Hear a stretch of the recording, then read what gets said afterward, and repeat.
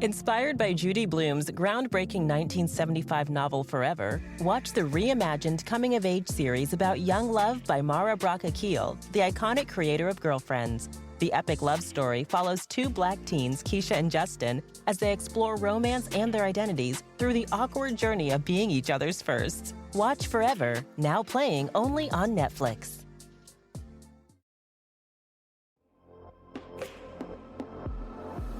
I'm a sneaker kind of girl. I love comfortable shoes, but I also want them to look cute. The New Balance 1080 is that versatile go-to sneaker that's ready for anything. I wear them to the gym, I wear them out on jogs, I wear them around the town to go get groceries, I do it all. You get the perfect mix of comfort and performance, so you're covered from coffee runs to race day. Runners love that cushioned midsole because it's got their back, or, well, actually their feet. But basically, it's this giant, cushiony, beautiful marshmallow shoe. Doesn't make sense until you put it on your feet, and then you're like, oh, yeah, Rach, this is just like walking in a marshmallow. Ready to upgrade your kicks? Shop the 1080 now at newbalance.com.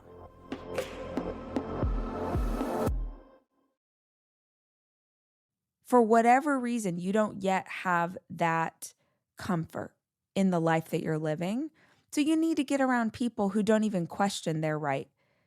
My instinct is that if you hung out with someone who was like 34, 44, they've worked their tail off to have their house, right? They've worked really hard to have that marriage. There is nothing wrong with you having achieved that at your age. That's amazing. That's to be celebrated. But you need to get around people who that's not weird for them. They're like, hell yeah, I own my home. And hell yeah, I have a great relationship with my partner because I've worked really hard for it. My 2 cents. The people that are in your inner circle determine how you feel about the life that you've got. So if you want to feel better, more confident, more grounded in the life experience that you're living, get around some people who already are.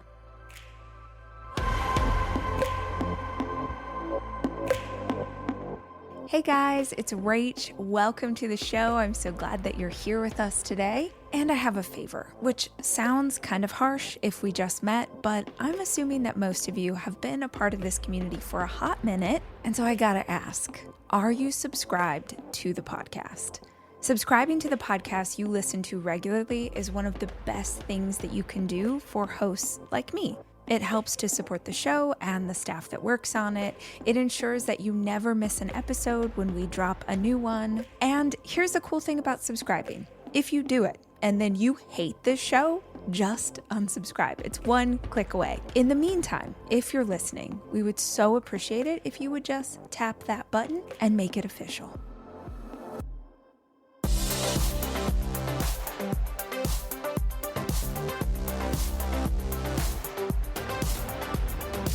Hi guys, it's Rach. Welcome to another episode of the podcast and a new edition in our Ask Rach series.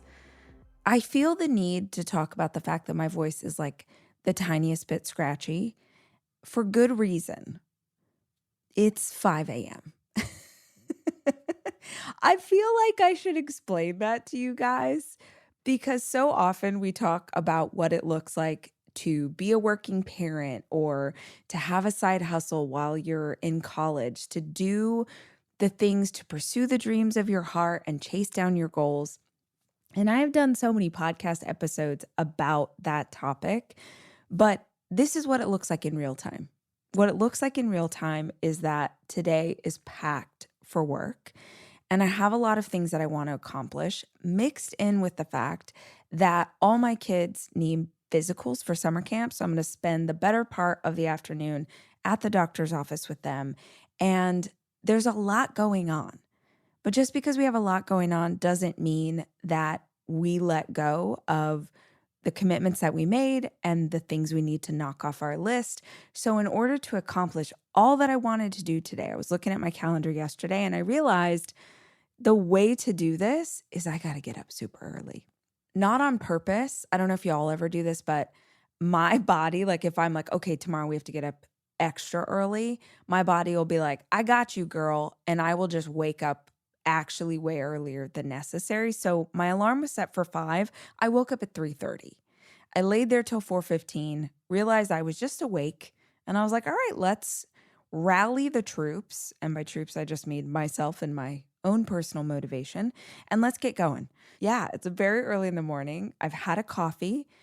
I did some vocal warm-ups, which is not normal, but I was trying to make my voice sound less tired. And at some point I was like, we have to just start recording.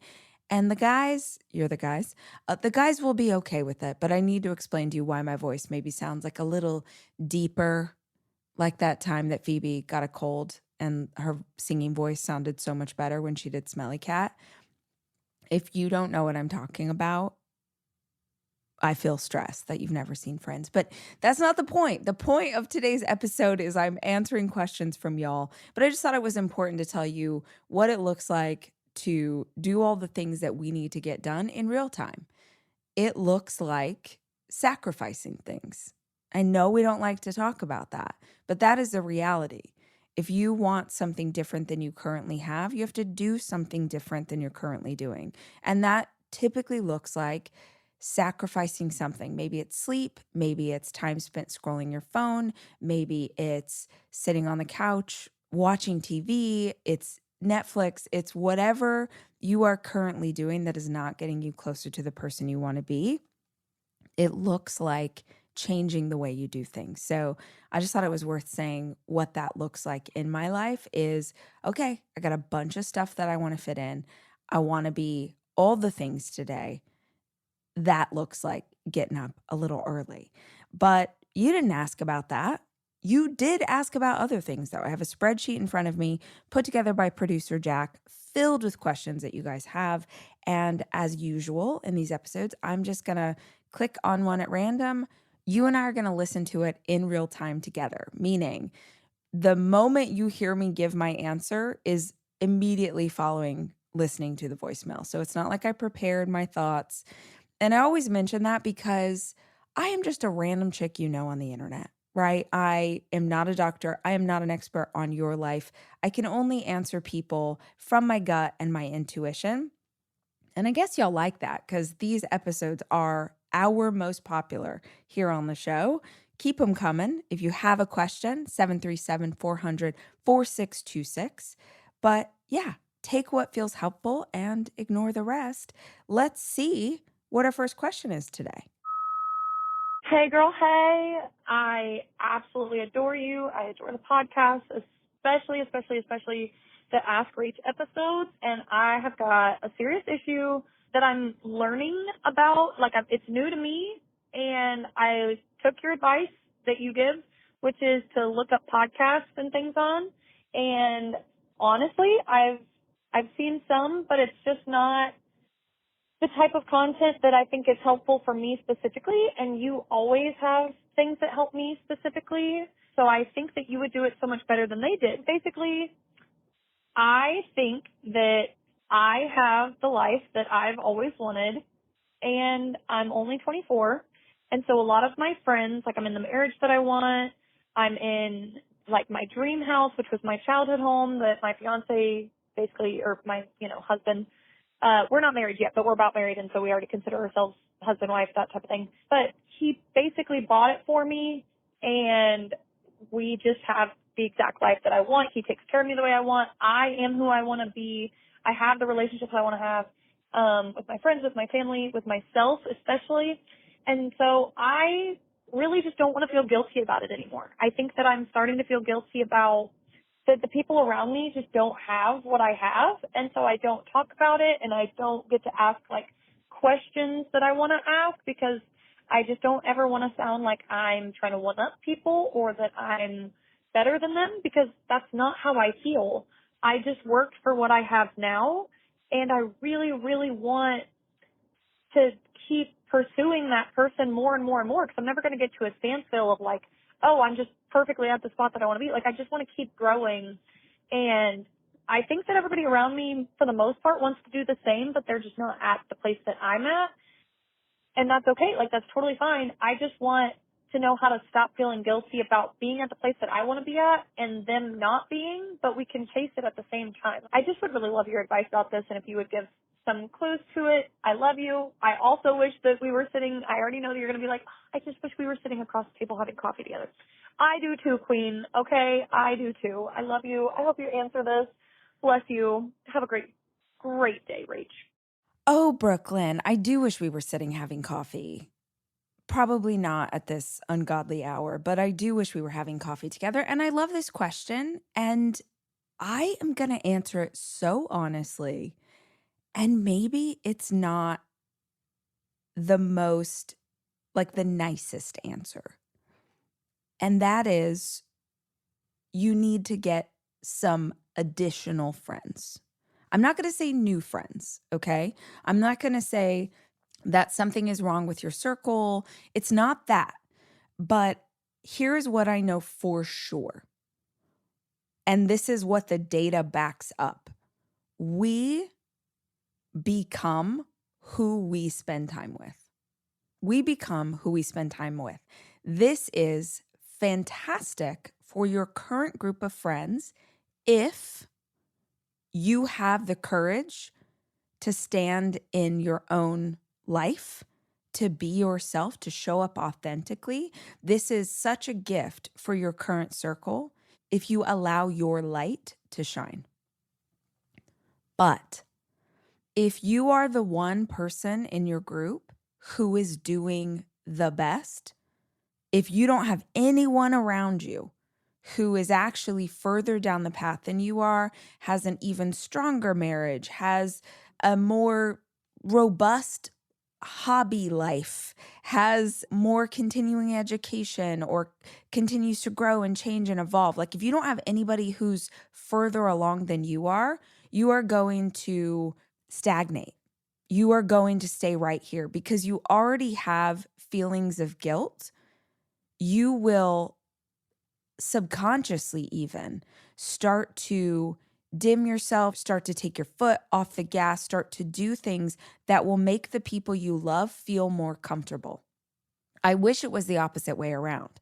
I wish that we felt, you felt, everyone felt so confident and comfortable being themselves that they were like, all right, this is who I am and this is how I'm going to show up in the world and this is what I'm doing. And oh my gosh, isn't it awesome? But for whatever reason, whether it's the comments that people make or just a feeling that you have, maybe it's some childhood stuff or things that you were told about successful people, whatever it is that's showing up in your life, it's causing you to be smaller. And make no mistake, that is what we're doing. We're making ourselves smaller when we don't show up as our whole selves. Like you were like, oh, I can't ask the questions that I want to ask. Or yeah, you can't have conversations the way that you want to have conversations. If anyone listening to this, for instance, is an entrepreneur and you, of all of your friends, are the only entrepreneur that you know, or maybe of all the entrepreneurs you know, you're the only one who's currently having success, you are going to butt up against the ceiling of that level. We need to interact with people who are doing better than we are. If you want to grow more in your faith, you need to interact with people who are deeper and richer in their faith. If you want to be a better parent, you need to hang out with people who are better parents. I know we don't always have immediate access to those kinds of people. That's where the media we consume really matters. The books that we read really matter. But the biggest headline and takeaway from this is there's nothing wrong with your friends. There's nothing wrong with the people that you interact with. But there is something wrong with your level of comfort in just showing up in the life that you have. Let's go back to entrepreneurship because this was a big unlock for me. When I finally got to hang out with people who were more successful than I was, I could ask the questions I needed to ask. A big question for me for years was, how do I break $1 million in revenue? This was a very long time ago. How do I break $1 million in revenue? Well, if everyone in your circle is only making $100,000 in their business, an amazing level to get to. But if they're not breaking 100,000 and you're trying to break 1,000,000, you're not even going to ask the question. And by the way, even if you had the courage to ask the question, they don't have your answer.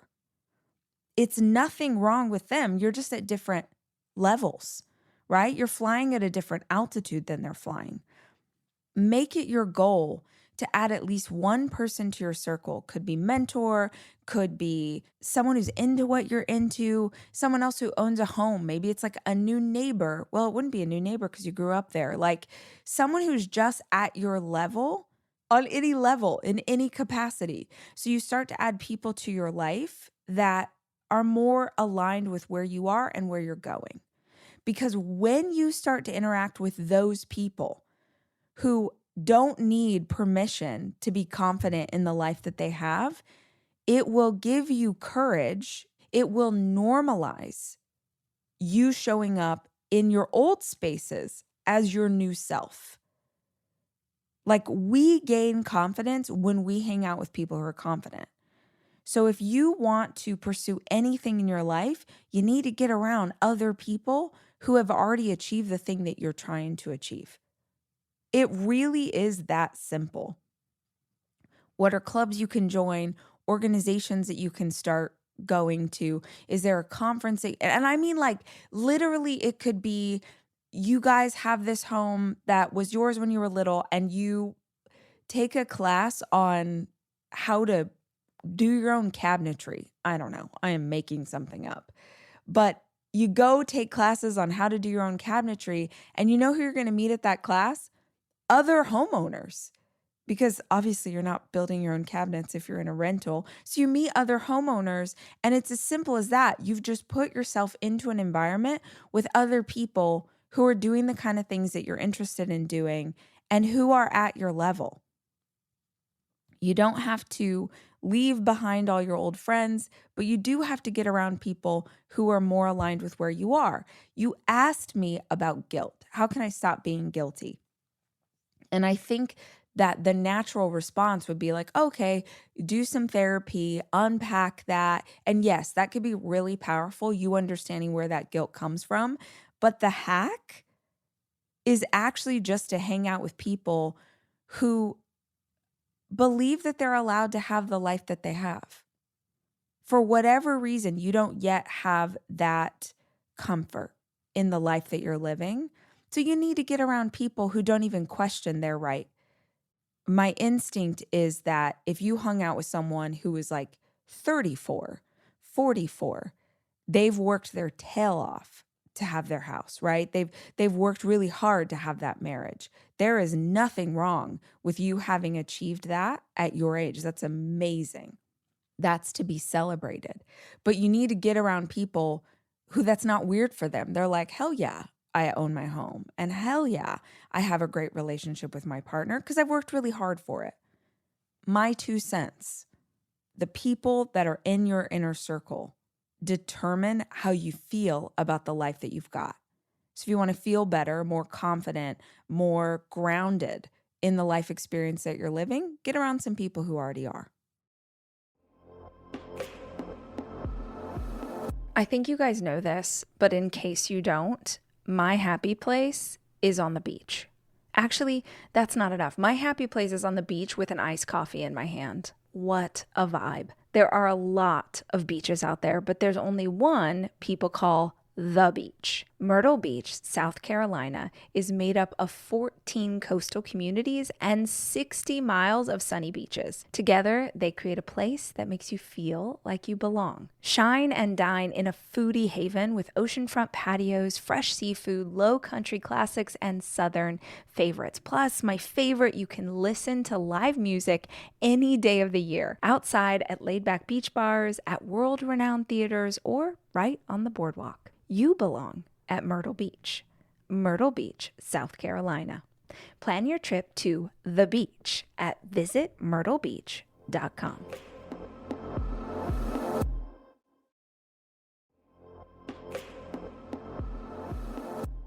If you've ever learned about nutrition in a way that you didn't know before, and suddenly you're way more thoughtful about what your food is made with, what's on the back of the label, it can be really confusing when you're first starting out to understand what means what you should buy for your family, and what you should leave at the store.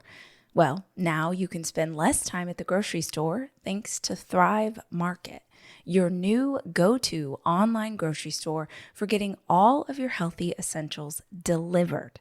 With over 1,000 harmful ingredients banned from their store, Thrive Market's team of product researchers do the hard work so you don't have to spend all of your time trying to figure out what is in the food you are ordering. Finding better options for your whole family is super easy with Thrive Market's Healthy Swap Scanner. You can scan a product you already have and it instantly recommends healthier items. Ready to make the switch? Go to thrivemarket.com/Rach for 30% off your first order plus a free $60 gift. That's THRIVE market.com/Rach. thrivemarket.com/Rach.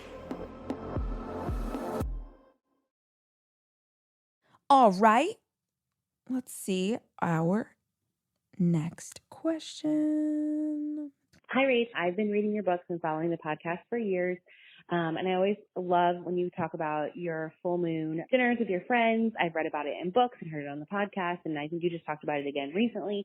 I was wondering if you can literally dig in a little bit more. Like, what exactly do you talk about? Like, you just didn't, I'm worried if I start something like this, it would just turn into, just everyone kind of talking about like their life and gossiping and like all kinds of stuff like that instead of like being more productive. So like, what exactly is the timeline? Like what do you talk about first? What do you talk about second? Like, what are the questions you ask? Like, give me a more detailed like description of how they work, because I think they could be hugely transformational. I think my friends would all love it. I think I would love it.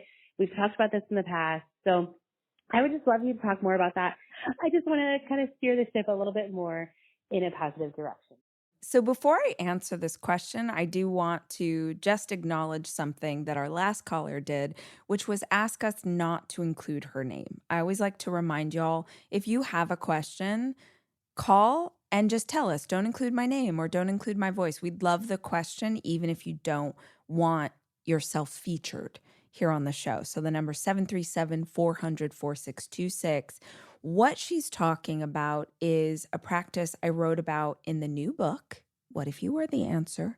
If you want to take a deeper dive in knowing yourself and learning more about how to get in touch with your intuition, that is what If You Are the Answer is all about. But I have this practice where once a month, I do something called the full moon dinner. And it was born out of a group of friends who we were looking for a way to get together more regularly, and we were looking for a way to get together with intention. And that is the key, friends. That is the key to my girl who called in, whose name I'm not going to use, is the intention behind the dinner. There is a fantastic book, if you love to read, called The Art of Gathering by Priya Parker. And it's essentially how we add more intention to our gatherings, to our dinner parties, to our birthday parties. It's so good. It's changed the way that I look at even having meetings. It's just such a fantastic book.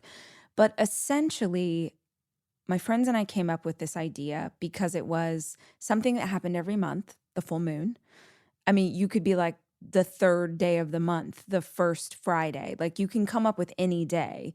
We picked the full moon because it felt sort of witchy and fun and very different than the way we were all raised. We were all raised in very religious environments. And so I think part of it was it felt like sort of like clandestine and like, I mean, we're such nerds. But anyway, we came up with this idea, and what we loved about the full moon is that if you look at what the full moon represents spiritually, it represents the closing of something, like the end of a cycle, which felt really cool to us. If every single month you're conscious of the fact that this too shall pass, that life is seasonal, that something is happening that will come to an end. It's just a really good reminder that many things in life will come to a natural end, but there's lots of stuff in life that needs to come to an end, but we don't close the chapter.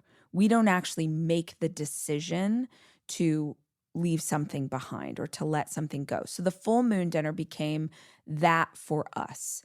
We would ask the same question every month, and that's what she's referencing in the book is each chapter of the book is a different question that you can ask yourself. And the question associated with full moon dinner is, what must you let go of to be the person that you want to be? What must you let go of? Not what should you let go of, but what must you let go of? You start with the ideal version of yourself. This is who I want to be. This is who I want to become. And then you ask, okay, what is something that that person does, future me does, the best salesperson in Omaha or the number one real estate agent in Boca, like whatever it is you're trying to get to, what is something they do that you don't currently do? Or what is something they would never do that you continue to have as part of your life? And if you're not sure the answer to that question, go research the person you want to be. Literally, if you're like, I really want to be the manager of the bank that I work at. Okay, go look at bank managers. Okay, I want to be the number one commercial real estate agent in Milwaukee. Awesome. That person exists right now. You could go research them. You could find out about, are there organizations they belong to? You could maybe take them out for coffee. Do they go to the gym every day? People love talking about themselves, you guys. Figure out what your ideal actually does. And then you've got some things on your punch list to aim at. But it allows you at least once a month, if you're sitting down at our full moon dinner, to ask yourself what you need to let go of, what you must let go of. That's our only real programmatic element. I will tell you, we do a big dinner. Now it looks like my husband and I figure out what we're going to make. We have probably 5 or 6 meals that we really love to make that are heavy, that kind of take all day to cook. That's just a favorite thing for us. And we'll be like, okay. And this, for instance, next week is full moon. So, okay, we're going to do Mexican food. We're doing fajitas. And these are all the things that we're going to make. And we're going to cook all day. We invite people over. We're going to sit down. We're going to have a great dinner. And really the only programmatic element, like I said, is that at dessert, we're going to ask the question. Now you have to imagine that that table is holding maybe 6 people. If it's just our family, could be like 15 people. And every single person is going to go around and answer that question. What must you let go of in order to become the person you want to be? But answering that question could take the entire table an hour and a half, right? Because, for instance, if my friend Betsy is sitting at the table and we all know that she's working on starting her own band, everyone at the table knows that, right? So Betsy's like, oh, this is what I want to do. And the thing I've realized that I need to let go of is this fear I have of not being good enough. This fear I have of opening my mouth. This fear I have of singing, right? I'm making up this. Betsy does not exist. I wish she did. I wish I had a friend named Betsy who was trying to start a band. That's so cool. But I want you to know I'm not like sharing secrets of a friend. Betsy's going to update everybody at the table where she's at in her journey. And when she updates us, we're going to have follow-up questions. We're going to hold her accountable. That's the point of a group like this, is that did you end up calling that vocal coach that you wanted to talk to? Did you end up signing up for the open mic night? Did you end up signing for the open mic night? Okay. Oh gosh, you're performing. Okay. Everybody who can go, like, put the date in your calendar. It's about this sort of club of support. The other thing that might happen is maybe someone brought a friend. And they've watched 8 people go around and share this information, which creates this really vulnerable, beautiful container for people to show up authentically and for people to share their truth. And by the time it gets to this new person, they're ready to share, but they also then need to tell us a little bit, right? So they're like, well, I'm working on this. So the person that I need to be, or the thing that I need to let go of to get me closer to that goal, is this. So there isn't a whole formal, like, this happens and this happens and this happens. In our family, we're going to eat, we're going to have a great time, we're going to catch up, we're laughing, we're sharing stories. And then when dessert is served, that's when we're all going to go around and ask the question. And at that point, if you're a newbie to the mix, you hopefully feel comfortable enough to share with us and have a conversation. But the most important element in this is that you have intention around it. I've done really elaborate full moon dinners where I decorated the whole table. I've done more simplistic. We're ordering takeout because for whatever reason, we weren't able to cook a heavy meal. But the important element is that we're gathering once a month and we're asking a great question to help us all become a better version of ourselves. Your thing doesn't have to be a dinner. You could meet for coffee. You could do any kind of sit down at a table together. It doesn't have to be the full moon. Like I said, it could be any day of the month. That's just the day we happen to choose. Inspired by Judy Blume's groundbreaking 1975 novel Forever, watch the reimagined coming-of-age series about young love by Mara Braca Keel, the iconic creator of Girlfriends. The epic love story follows 2 Black teens, Keisha and Justin, as they explore romance and their identities through the awkward journey of being each other's firsts. Watch Forever, now playing only on Netflix. Every day, thousands of Comcast engineers and technologists create connectivity solutions that change the way we work, live, and play. Like Kunle, a Comcast engineer who is focused on revolutionizing the in-home Wi-Fi experience today and for the next generation. Learn more at ComcastCorporation.com/Wi-Fi. All right. Next question. Hey, Rach, have a different type of question for you than your usual topics. I was just curious how you pick your style with your clothes, what you wear, where you like to shop. I know I'm always struggling with that, trying to figure out, I know what I like, but I guess, I don't know, there's like so much out there. It sometimes gets overwhelming and confusing and, you want to try to do the essentials that you can use all the time, or as they call it, the capsule wardrobe, but then you also want to, thrift, but then there's a lot of new stuff that's cute too. And it's kind of overwhelming finding that balance with everything that's out there. So any suggestions on that would be awesome. Thanks so much. Love this question. This would be a hot topic if we were having coffee, y'all. So my first thought is edit your current closet.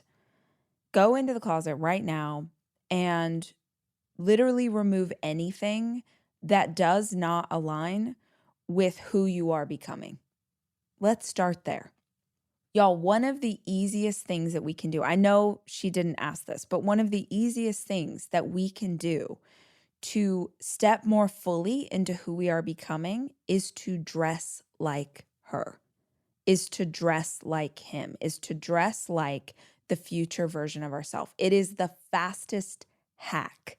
How many women have ever gone through a breakup and did something radical to their hair? Chopped their hair off, went blonde, did something wild, because you are trying to literally become a different person. You're like, I am changing, I'm doing something drastic. And when you look in the mirror, you see someone different. There's a book that you do not need to read. It's fantastic, but it's pretty dense, called Cybernetics. And it was based on the findings of a plastic surgeon who discovered over years of doing tons and tons and tons of surgeries that the fastest way to get someone to act like a different person was for them to look in the mirror and see a different person. Even if it was the most micro change in their appearance, You would have people who would make these incredible strides in their life, in their business, because they had like a mole removed that they thought was ugly, or because they got Botox, or because they did something fairly simple that changed the way they saw themselves. And the way that we dress has a huge impact on the way we feel about ourselves. Literally, even if you are a stay-at-home parent and you're listening to this, how you get up in the morning, how you show up for your life is an indication to your subconscious about the way you feel about yourself. So the first thing I would do is I'd edit my closet. You talked about a capsule wardrobe. One of the fastest ways to get that is to edit down to the 20% of your clothes you actually wear. 80% of the stuff in your closet and your drawers, I guarantee you're not putting on your body. And if you're unsure, if you're like, oh, but this jacket's so nice and like, I'm sure I'm going to wear it someday. My favorite hack is to I have a duffel bag in my closet. And anytime I keep seeing something, I'm like, you are not wearing that jacket. Like, why do you have this blazer? You're not wearing that blazer. I put it in the duffel, and about every 6 months, I check the duffel. And if I open that duffel and I did not remember what was in it, we got to donate it. We have to get rid of this thing. Or maybe you could sell it on some online store if it's something you really love. But don't hold on to things that don't align with who you are or who you're becoming. We talked about full moon dinner, right? What must you let go of? There is an energetic vibration to physical things in our space. When you see clothes that look like an old version of you, when you see, those are the jeans I hold on to because that's when I was a size 2 and I haven't been a size 2 since college, but by God, I'm going to get back there. On some subconscious level, that keeping those jeans is an indication to yourself that who you are right now isn't good enough. Right? Like, yeah, but that's the ideal. We want to get back to those size 2 jeans. That's why I'm holding on to these. There's a real scarcity mentality there. Watch what happens when you start to let go of things that no longer align with who you are. That's the first thing I'd say. My second thing, before I would shop for anything or look for anything, is to create some Pinterest boards. If you work outside the home, I'd create a board that's like work outfits. I'd create a like casual outfits. I'd create workout outfits. So fun, right? Costs you absolutely nothing. You start creating boards based on the styles that you really aspire to. And why I love Pinterest versus old school, make a vision board is that Pinterest starts to serve you content that looks like the thing that you just put into your board. So it's, to me, way easier to find style that aligns with what you love because it's going to be like, oh, do you like this or this or this? Sometimes for me, it's hard to explain by typing it in, like what it is I'm looking for. But if I can find some visuals, then Pinterest will like meet me halfway and serve me options. So I'd start building boards around things that really feel exciting and really feel interesting to you. And then this is the key. This is the key, friends. You want to make sure that once you have identified the style that you dig, you find people in that style who have the body type that you have. Because this is such a mind screw that we do to ourselves is we'll create boards and then realize like, oh, I didn't like the clothes. I like the fact that my board is filled with supermodels. And I would really love to look like Kendall Jenner, right? But you don't have her body. So those clothes might not work on you, or you need to see if you're full figured, what does that vibe look like on full figured? So you can actually shop for the right things and shop in the right stores. You need to align what you aspire to with what you are actually working with so you can find stuff that makes you feel really good. From there, I would identify, is there like a key piece, just one key piece that would really help and elevate my current wardrobe, because in all of these photos, I see, like, I keep tagging all these pictures with this great pair of boots, some version of these boots.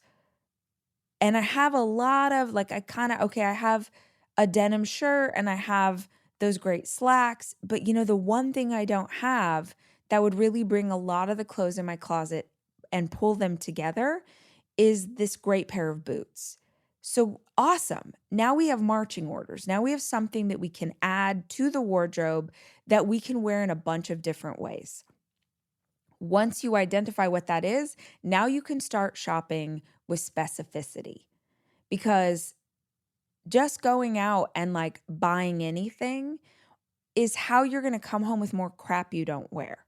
It's how you're going to go and like buy a bunch of stuff because you're in the mood to shop, but not really adding anything of substance to your wardrobe.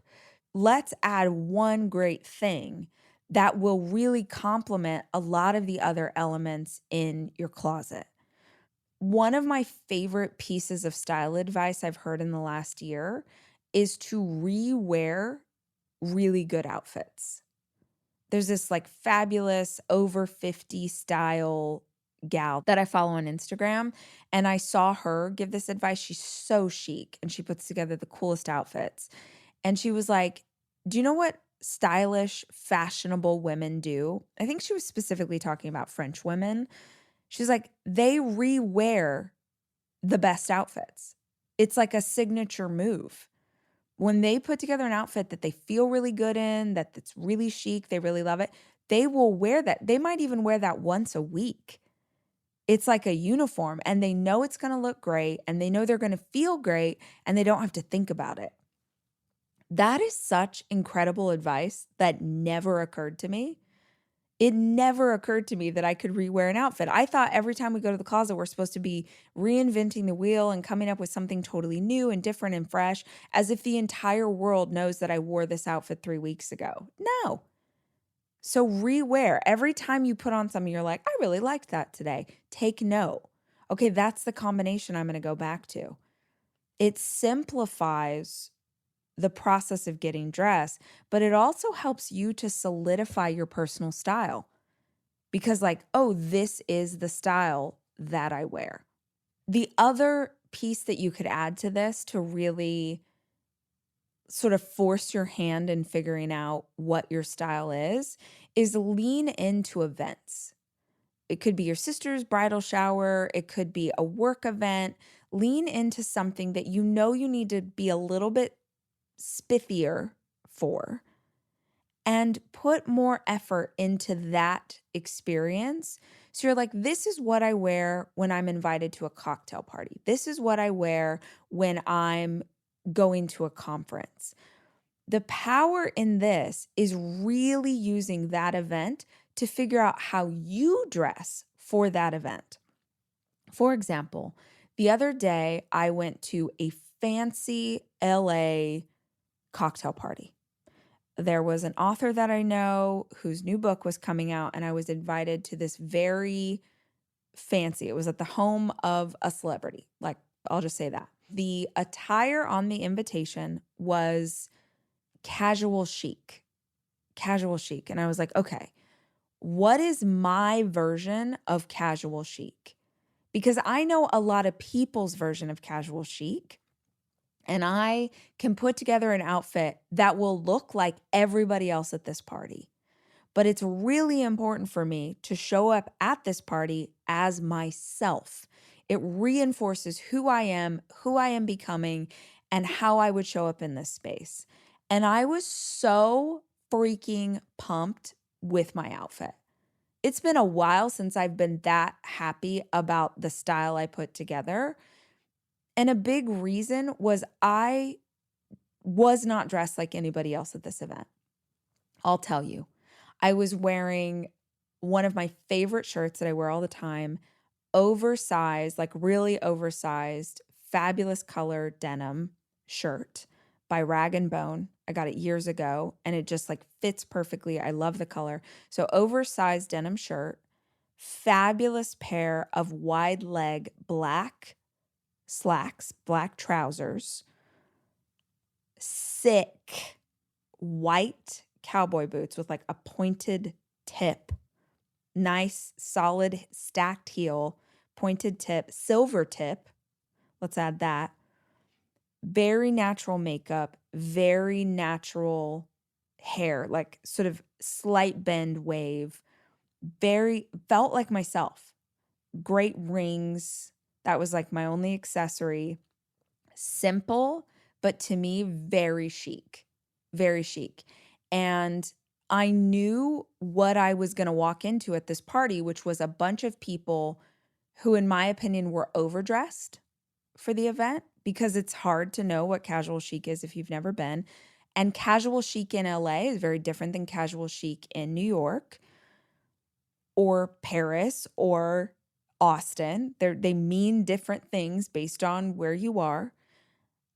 But I loved my outfit. I felt great, which is so key. And I was sitting, Kez and I were like having a glass of champagne at this beautiful home overlooking LA. Gorgeous day. We're out on the lawn. And it was so fantastic because very quickly, here's the other plus to this, guys. Very quickly, I could identify like who my people were based on the people who also had personal style. They weren't dressed like me, but they also weren't dressed like anybody else. And you could tell they felt great in their outfit. So that's like a really easy way to identify at a party who you want to talk to, who are your people, who you should say hi to, because they're rocking a similar vibe. And just us, because Kez has beautiful style and he was wearing like just an amazing outfit. We always get compliments. Like people always will stop us and be like, oh, I love your jacket, or like, oh, those boots are amazing, because you stand out because you don't look like everybody else. I would actually have felt so much more uncomfortable if I was wearing like a fancy dress, which like a lot of women at that party were in dresses with lots of hair and makeup. There were like actresses there. Maybe that look made them feel great. That would actually make me feel way more uncomfortable. So identifying those pieces and those elements that feel stylish to you, going one at a time, putting outfits together, rewearing outfits. My other favorite thing to do is if you get a new piece that you absolutely love, let's say you got a great leather jacket or you got a great pair of white cowboy boots like me, go on Pinterest and type in white cowboy boot outfit chic. Like try a few different pairings of words and see if you can start to generate outfits other people, maybe more stylish people than us, put together using that element, and then save those. So when you want to wear your new boots, you want to wear your new leather jacket, you've got options. All right, guys, those are my answers for today. I hope they were super helpful. I hope you will consider sharing this episode with someone that you know and love. Get them into our gang. Maybe they call in and ask a question. We will be back soon with more conversation. Until then, as always, I love you and I'm rooting for you. The Rachel Hollis podcast is produced by me, Rachel Hollis. It's edited by Andrew Weller and Jack Noble.